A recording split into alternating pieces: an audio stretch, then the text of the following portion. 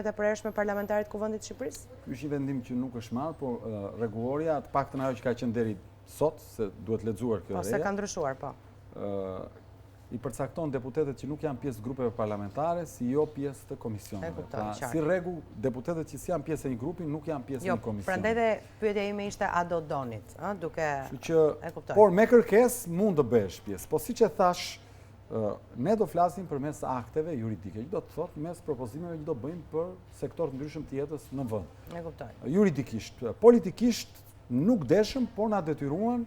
Dhe nuk është për të parë si fatalitet, përkundrazi, kjo për gjithë ata që na kanë mbështetur, ne duhet merret si një sinjal i qartë që u bë çdo gjë për ta ndalur këtë lum njerëzish, por nuk do e arrin dot. Pse? Sepse ne nuk e kemi këtë me kohë të pjesshme.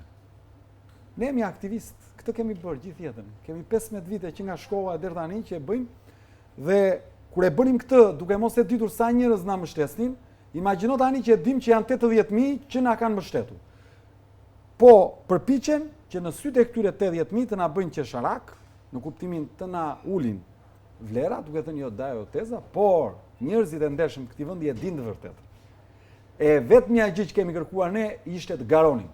Dhe unë si Adriatik kam qenë një nga drejtuesit e pakt dhe i vetmi një partie që fitoi mandat në parlament, që nuk e rendita veten në listë mbyllur, po dola në listë të hapur me të gjithë rrezikun e këtyre që mund të ndodhin.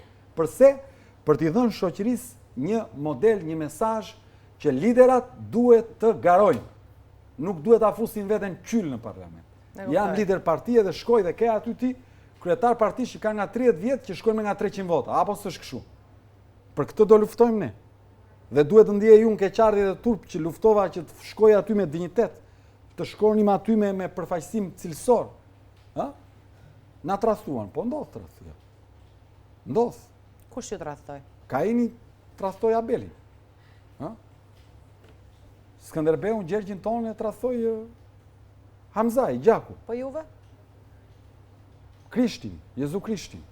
Jo për të vërë paralele, po për të treguar që njësën e njerëzimi... Që tradhtia ekziston, po e kuptoj. Ka që me njeriuna, që kur ka lind njeriu, Jezu Krishtin e tradhtoi Juda Iskarioti.